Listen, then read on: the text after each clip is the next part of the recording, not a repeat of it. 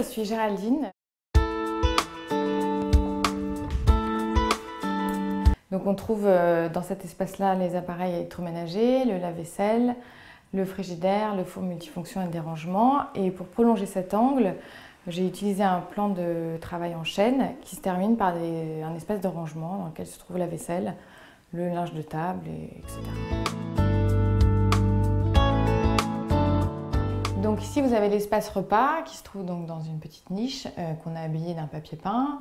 La table est intégrée dans le mur, donc vous avez juste à la descendre.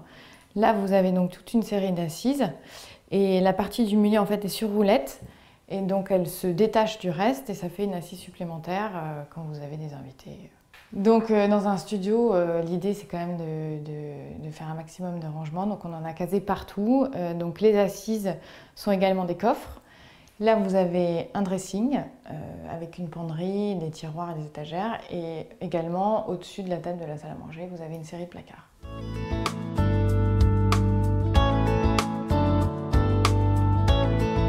Donc ici, vous êtes dans l'espace à vivre qui se compose d'un grand mur de rangement. Donc en haut, vous avez une bibliothèque. En dessous, vous avez un espace de rangement profond dans lequel on met la couette et les oreillers une fois que le lit est fermé. Ensuite, vous avez un bureau intégré dans le mur. Vous avez juste à ouvrir l'abattant et à le refermer quand vous avez terminé de travailler.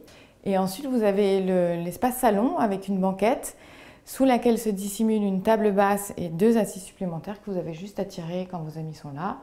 Et une fois que votre apéro est terminé, vous rangez tout. Et ensuite, vous avez la salle de bain qui est juste là. Ensuite, vous descendez votre lit escamotable et vous passez une bonne nuit.